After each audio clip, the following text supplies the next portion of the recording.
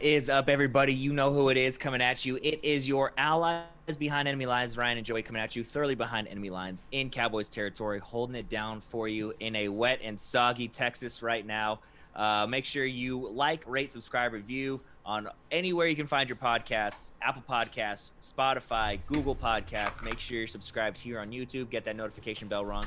So as soon as we drop the latest and greatest heat that we're always bringing you twice a week, you are alerted immediately. And you can tell your friends. Make sure you follow us on Twitter at AlliesBEL. Find us on Facebook. That's where we post all our videos as well. So anytime we drop some heat there, it's going to be in your news feed. So go ahead and like our page, like I said, on Facebook. And that way you can just share it right to your wall to all your other Washington football fan friends and family. And, keep them up to date as well. And obviously share the love that is the Allies here. Joey, how's your weekend been, man? Weekend was good. It was a great weekend of football. I think we saw two great games, two teams that I think it was one of those things where all those teams deserve to be there, I think. I think the NFL got it right, so to speak, as far as those championship games. So it was great football over the weekend. Kind of happy to be getting out of this month of January. January is just always a weird month. I mean, I like it because of the football aspect, always playoff football, but just always a weird month in schools and in any job I've ever had, just a really reset of the year. So hopefully we can get to February and just enjoy the Super Bowl. Absolutely. Yeah, we are down to our last game of the NFL season. I can't even say we got the Pro Bowl because they're going to be playing that virtually on Madden, which will be interesting to see how that goes. Go AFC. Go AFC. It's all I can say out there. Anyone that plays Madden, go for the AFC because we want to get the upgrade to A.J. Brown. We don't want the James Bradbury upgrade. All right, go AFC. All right, that's your Madden inside info there from Joey. But if you listen to the show on Thursday, it was uploaded on Thursday instead of our usual Friday, so we dropped that heat to you a little early, which I think was great because in it, like I said, if you listened, we broke down kind of the offensive side of the ball, our positional groups, what we thought what we liked. Obviously, if we thought we needed upgrades and kind of graded each position throughout the season of what, wrapping things up. And the plan was for today to go over on the defensive side of the ball and do kind of the same thing. But instead, obviously, we had the news drop of some hirings in the front office, right? We had what I was getting to was on Friday, we said that Marty Herney looked like he was going to be the GM. And now is going to be working for Ron Rivera instead of the roles being reversed like they were in Carolina. But the news broke early. I can't remember if it was Thursday or Friday. That actually Thursday night. Yeah, Thursday night. Yeah. Thursday night, the news broke that Marty Herney is now going to be the executive VP of football operations as well as player personnel. And our GM is actually going to be former Washington Redskin and Super Bowl winner Martin Mayhew. He's going to be taking over the GM role. So we're going to kind of go over that news. Obviously, the Matt Stafford connection with Herney, as that's the guy who drafted him in Detroit. I saw a lot of fans, it was funny how it started off. It was like, hey, let's go get Deshaun Watson. Let's go make a trade for Deshaun Watson. Whatever it takes, let's go get him. And then it was like, wait a second, we might be able to get Matt Stafford for even cheaper. So let's go get Matt Stafford.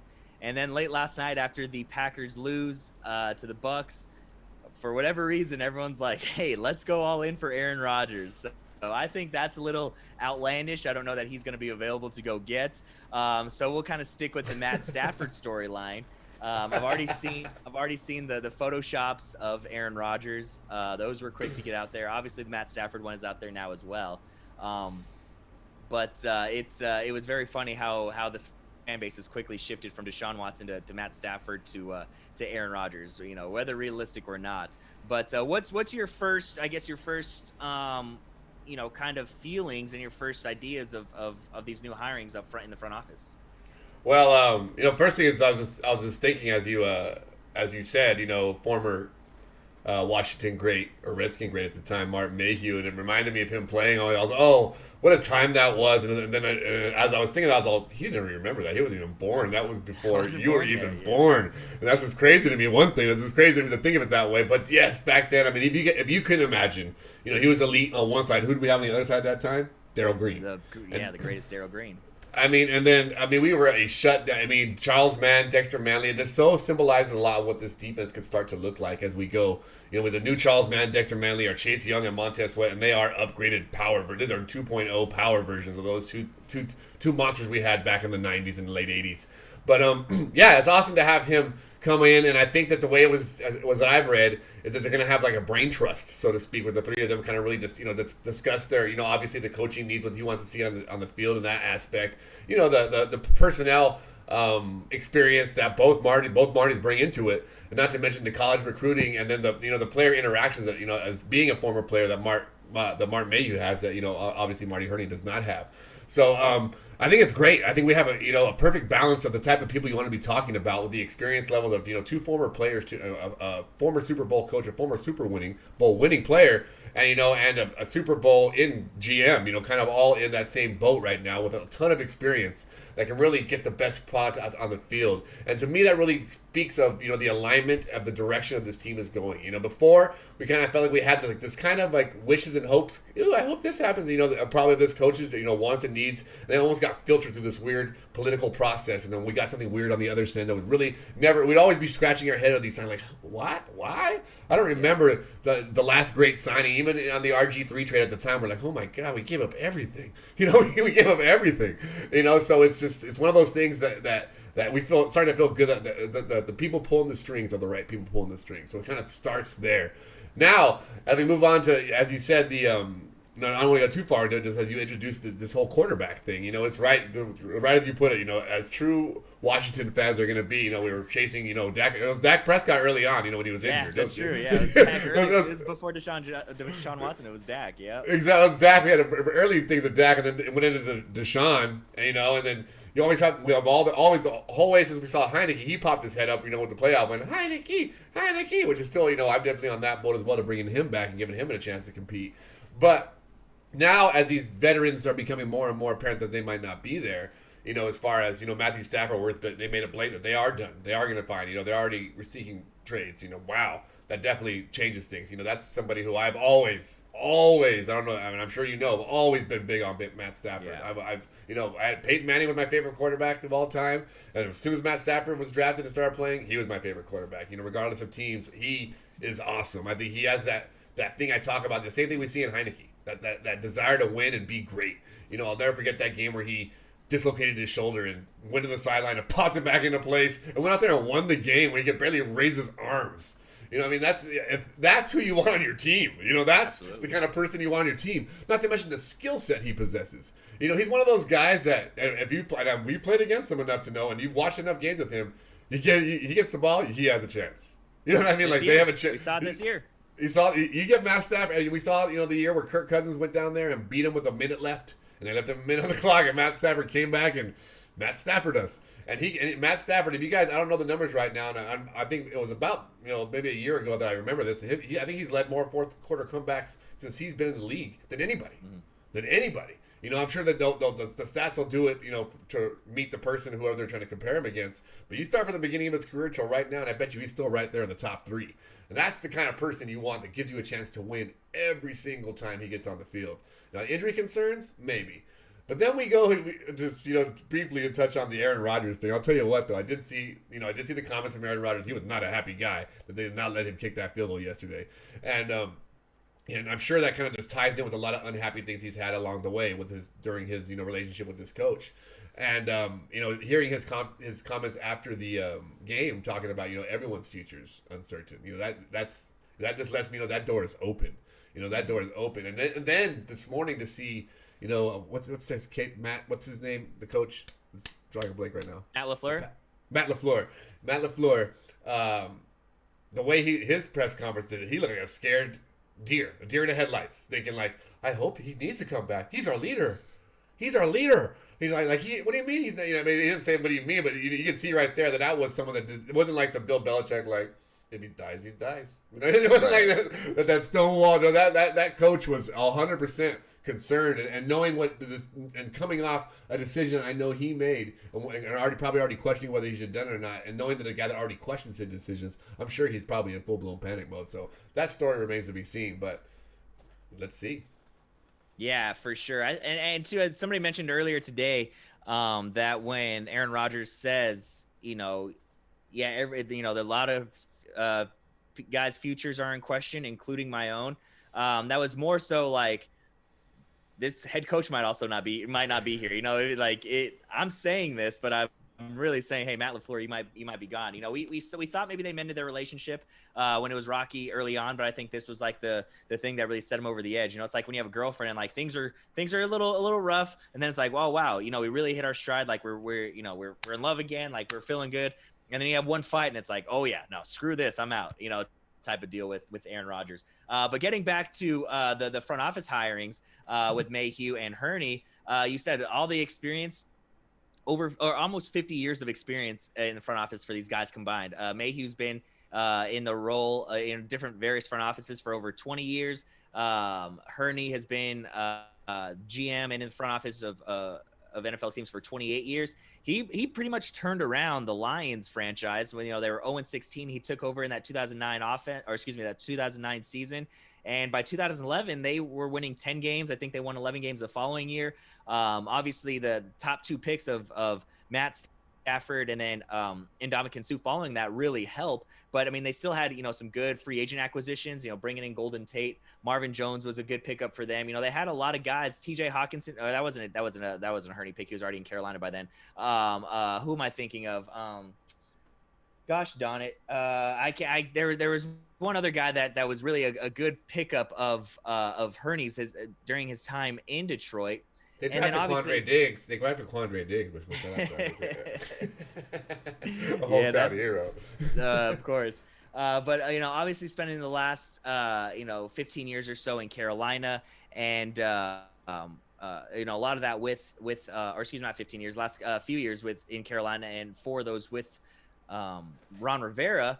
Obviously they have a good working relationship. Like you said on Thursday's show, if you could take his strengths and Ron Rivera can kind of, take what he did wrong and wipe those away and only take his strengths, he doesn't have to worry about the other stuff, then obviously, you feel like you have a good recipe for success. I don't know what kind of went into the decision, because everything leading up to this point was that Hurney was pretty much a shoo-in for the job, and it was going to be his job. I don't know what changed to bring in Mayhew instead, but like you said, I hope it's a Mayhew might have been like, I can bring up Stafford.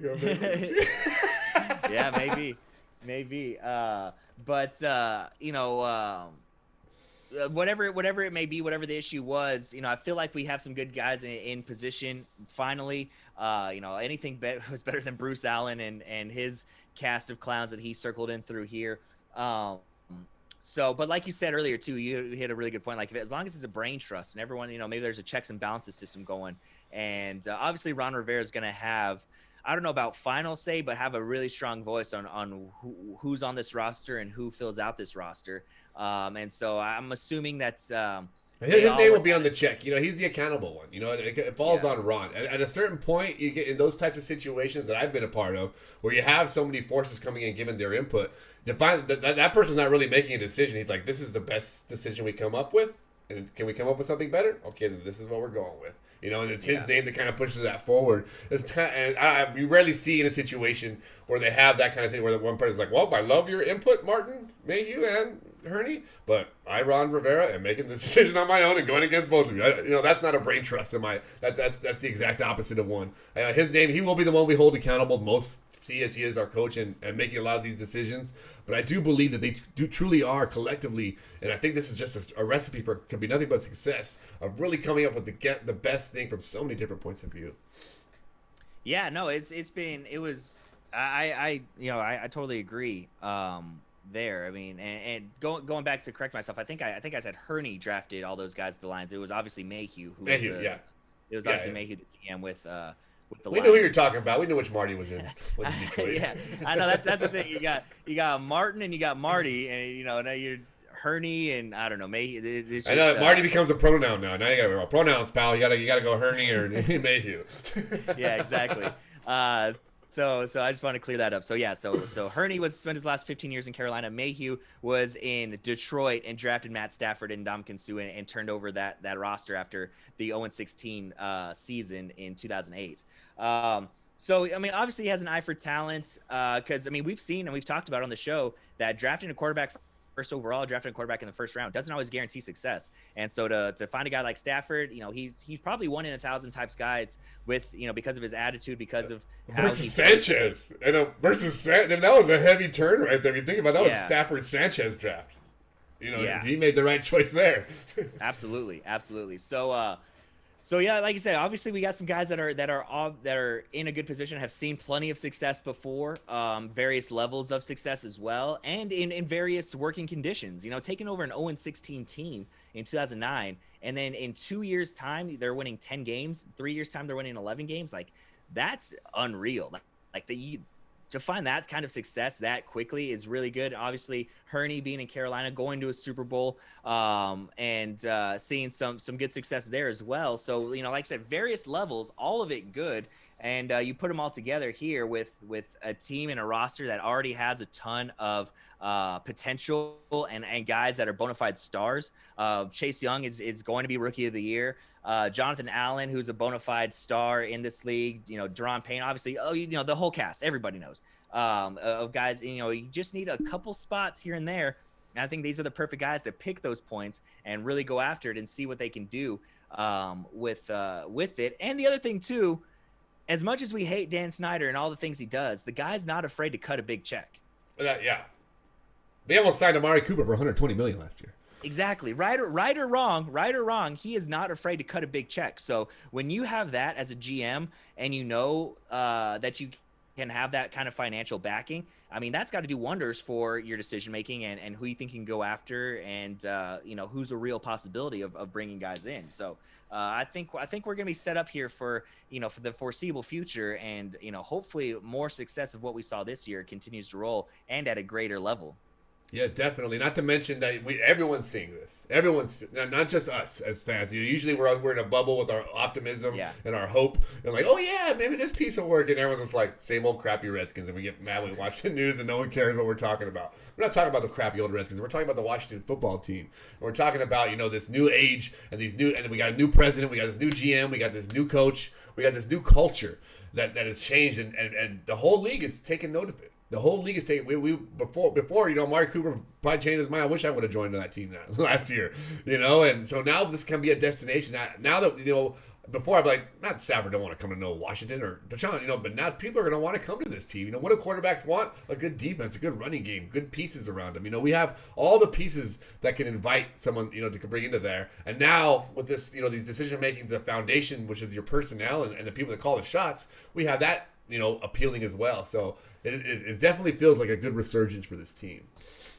Absolutely. I mean, just take a look at yesterday's game in the NFC. I mean, Tom Brady tried to put that platter on Green, and give it to Green Bay and say, hey, go to the Super Bowl, with throwing 3 interceptions and not looking great. But guess what? That defense showed up after those 3 turnovers and only allowed 6 points. And so when quarterbacks have a defense that they can trust like that, like, hey, if I make a mistake, like, they can get my back, or even like, hey, if I don't even play a great game, if I can just manage the ball, control the clock, if this defense can help a one-legged game win a division, what can they do with a guy with 2 legs? Basically is what we're saying. Yeah. The only thing that might deter Stafford from coming here is that he won't have to maybe have as many fourth quarter comebacks. He's gonna be like, hey, my stats aren't gonna look as great because we're just gonna be rolling. You know what I mean? It's something that I wish would have happened to someone like Tony Romo or one of these quarterbacks, or Dan Marino, or these quarterbacks that had such great, without might have close happened to Phillip Rivers, that had so much success on other teams. You thought if they weren't the only focal point, if they had some things around them that actually helped them, what could happen. And I think it's a great opportunity for a quarterback just like that. And I think that fits Matt Stafford to a T. And he's only at what, 33? 32. So I mean, he's still got, like you said, injury concerns. A contract. They got a contract. He's got a 3-4 years, which is basically a contract nowadays. Kirk Cousins kind of changed that bar back to 4 than 5, and we'll keep him to 36 and beyond. You got these guy 43-year-old yesterday looking insane. Yeah, no, agreed. So obviously, it sounds like you're all in on Stafford. I'm in on Stafford too. Now getting over to, and this is, we kind of like say, well, we'll save this for later in the season, but as far as compensation going back to the Lions, I think we could get Stafford without moving our first round pick. I honestly think we could do that. I don't think so. I think that's got to be, a first round pick. I mean, and obviously you're going to want it to be this year because you're thinking the team's going to be better. And I think that, I mean, they got, he's got 2 years left on his contract. Not a lot of money. He's going to want a new deal, too. I promise you. With that trade's going to come the promise of a new deal, which I think that's the better part that we got, especially with the way it's broken down with, even with the Alex Smith hurting this year. We're not going to be able to give you very much this year. But once this guy's gone next year, we'll have to be able to give you the boat, And so I think that's what helps us more than anything than the draft pick. But I think that, and if we just give up that first round pick, I'd be happy. If I don't want anything else. If it's just that first round pick, take it. Because now what do we, as you said, past 10, what are we really getting? We're throwing darts at the board hoping to get a tackle. You know what I mean? So if it takes getting our quarterback for the next 4 years, I'll take that in the draft.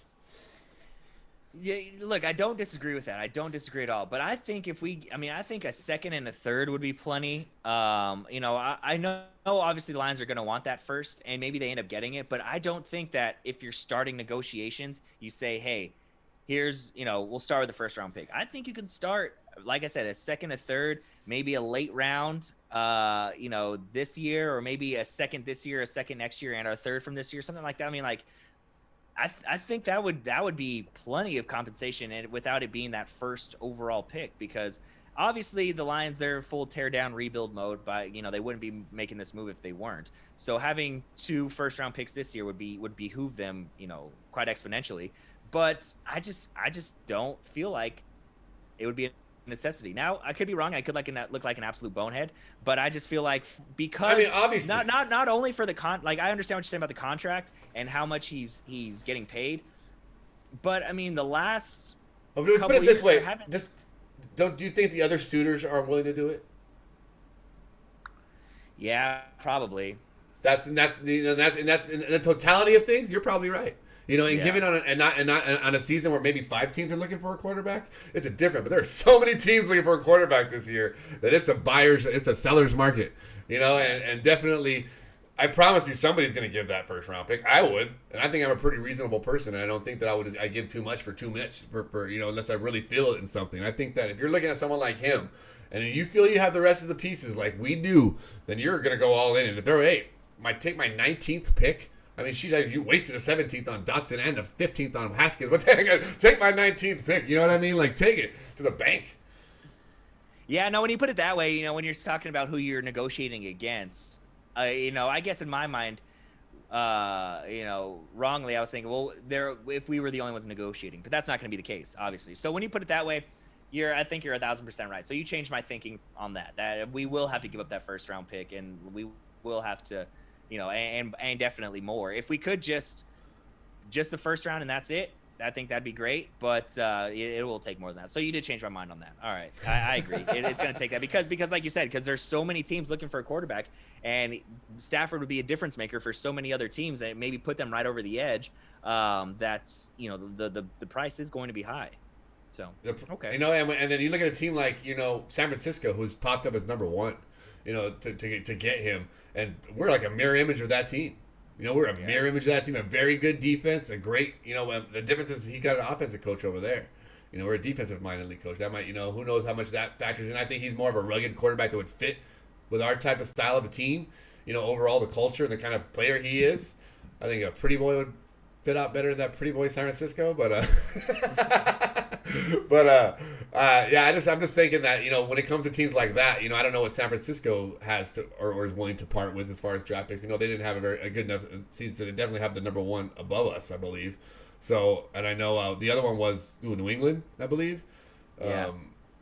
I mean, I don't see that. I don't know. I don't see Matt Stafford believing in. I think Tom Brady has maybe before Tom Brady showed that it's all him and not really Bill Belichick.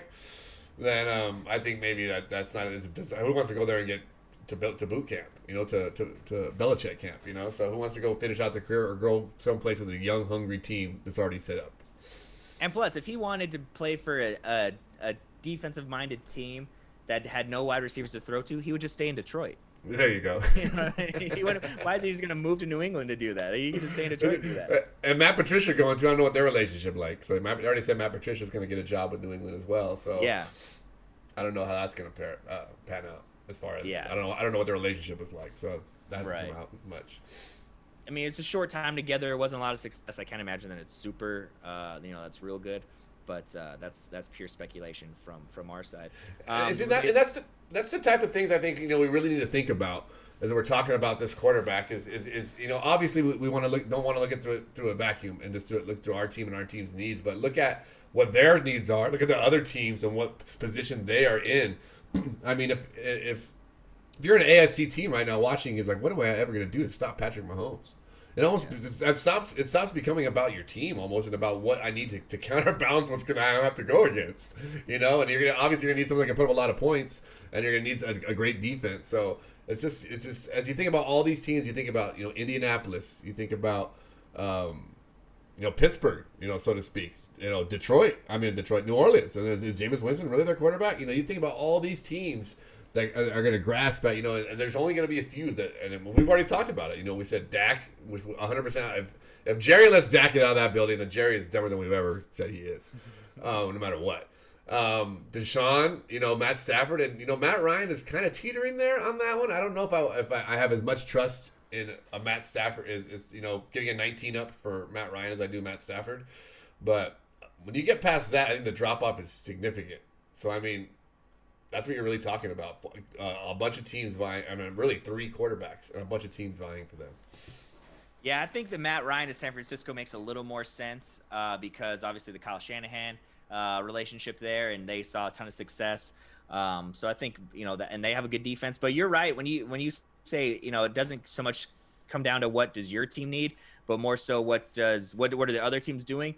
You use Patrick Mahomes and the Chiefs as a perfect example, because look at the rest of the AFC East, or excuse me, the AFC West of the last few seasons. The Broncos, what were they? They were just a gung-ho defense. Everyone they drafted was on defense. They had the Von Millers. Obviously, they signed DeMarcus Ware, Chris Harris. Like they're all about stopping, playing defense. Now they draft Drew Lock. They draft Jerry Jeudy. They draft who's the tight end out there? Font? Noah Font? Yeah, Noah Fant. Yeah. They draft Cortland Sutton, all offensive weapons. You look at the Chargers; they bring in Justin Herbert. They bring in they're trying to score with the big boys. You look at the Raiders. I mean, they always draft the fast Henry wide receiver. Ruggs. Yeah, but I mean, they bring him in, Josh Jacobs. Like it wasn't more so of, hey, let's try to stop them. It's like, hey, let's try to keep up with them and score with them. So I think that's a good point of it's not always about what's going on with your team, but what are other teams doing so that you can kind of counteract that and start hanging and competing with them. So I think that was a great point that you hit on. One of the final things we'll wrap up here with while we're on the Stafford subject is obviously Stafford coming to Washington. Everyone was like, well, he can't wear number 9. That's Sonny Jurgensen's number. But lest we forget, that's not his actual favorite jersey number, quote unquote. It is number 7. That's what he wore in high school. It's what he wore at Georgia. And he had to wear number 9 because that's not available in Detroit. So my question is, do we just rip that jersey off of Haskins and just slide over to Stafford, or what? I think we Haskins need to. We already ripped that jersey off Haskins. What are you talking about? He has nothing anymore. And, but what I'm saying is, he had to quote unquote get permission from Theismann to wear it. Does Theismann say, hey, Stafford, you wear it? Or do we just say, hey, here, Stafford, you wear number 7? Because I think if you're Theismann, you want Stafford to wear it so that you kind of wash the stink off of it. Well, you definitely want to wash the stink off of it. And I think that if it came down to it, I'd say, who has more passing yards, Joe Theismann or Matt Stafford? No. But I think, I think Matt Stafford will come in at number whatever we give. They might even let Sonny Jurgensen resurrect and come and let him have the number, because we need someone like that. We'll give him whatever number he wants. That is funny how that we're already past the point now. We have him.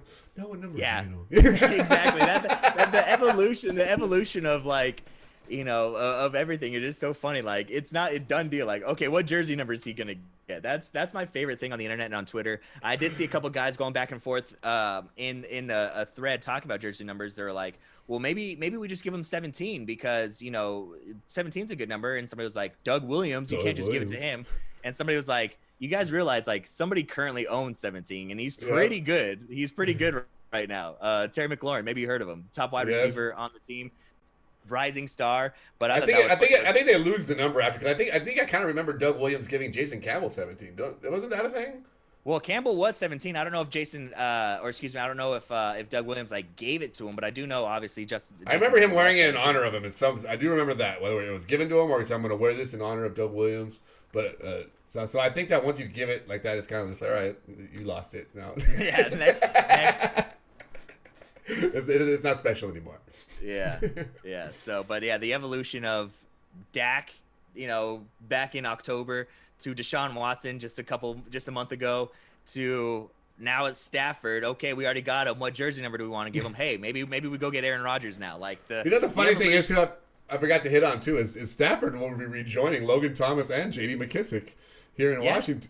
And and that's it's like, man, might as well. And I think you tweeted, might as well bring in Kenny Galladay, and we'll have like a. Yeah, it might as well. I mean, we saw when Kenny Galladay was on the field, like that offense was totally different. So we bring in Kenny. I mean, he's a free agent. He's young. I think he's 24, 25. It's just, come on, Matt. Like, you're right back at home. And now you got another guy you can throw to who's pretty good, Terry McLaurin. You got the best running game probably that you've ever had, behind you, and definitely the best defense you've ever had. Playing for you. So, did someone give us Matt Stafford's number right now? We can get him on the phone. I think we can have this call go through. I think we can convince him right now. His parents live like 45 minutes down from me. That's down right. In the park. I'll just ride by there and see if I can put in a good word or two for him. Be like, hey, Matt, come on down. Yeah, come on, see if we can get him on the show. Come on, Stafford. You want to hit up this allies. We all need allies, exactly. Stafford. We need you. Exactly, absolutely, for sure. But yeah, no, that was so that's we'll obviously keep an eye on that as we keep rolling because it's gonna be fun. Like you said, as many teams need quarterbacks. It's gonna be a fun, interesting offseason for sure.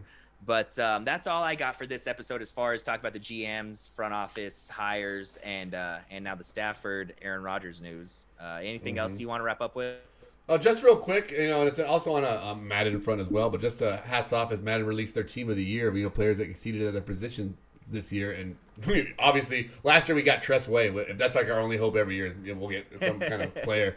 But this year we got Brandon Scherf, right guard, that was team of the year, and then J.D. McKissick, third down running back of the year, Really? most people do not know this. Only running back that had more catches than McKissick was Kamara. Yeah. That's it, and it's by very little. I mean, McKissick had him and Logan Thomas. I mean, number 2, catching running back, and number 3 receiving tight end. In this day and age NFL, where you got guys like obviously Christian McCaffrey didn't play very much, but Mike Davis, all these guys that catch passes out of the backfield, and J.D. McKissick was number 2. That's with 4 different quarterbacks too. Exactly. Wild. You Stafford, I mean, come on, baby, it's right here for you. It's right here for you. You already got triplets. You got a catching running back, you got a running back, catching running back, tight end, and you got a Terry McLaurin, and you got some other pieces out there too that, given the right quarterback that puts it on them, you never know. Absolutely. Yeah, that's crazy. Right on. Shout out to Washington getting two. Trent Williams got one too, which will get Washington Kemp because he used to play with us, but he doesn't play with us anymore. So how about that too? Have you heard that he might be open to coming back? Hey, jump on board. We'll pay you half the price that we were going to give you 2 years ago. Yeah, right. No kidding. Man, yeah, that would be wild if he ends up coming back and finishing out with us after. I'm a man of I'd let Dwayne Haskins come back if he did it right. I'm no man of a million chances to people, but I hold no ill feelings over Trent Williams at that time. I just kind of questioned the matter he went about it, as I always do. Yeah. I never questioned anyone's decisions. This is the right way and the wrong way to do things. So if he comes back, that means he kind of admits that he should have probably not left under that circumstance. So that would be enough for me. Yeah, no, I agree. All right, well, that will do it for us today. Again, make sure you're subscribed here on YouTube. Have that notification bell rung. Check us out anywhere you get your podcasts. Apple Podcasts, Spotify, or Google Podcasts. We're also on SoundCloud, Allies Behind Enemy Lines there. So you can check us out there as well. Again, our Twitter is down below at AlliesBEL. Facebook at Allies Behind Enemy Lines. All that good stuff. Keep up with us. Follow us along as we all endeavor these next few months of a wild, wild west offseason.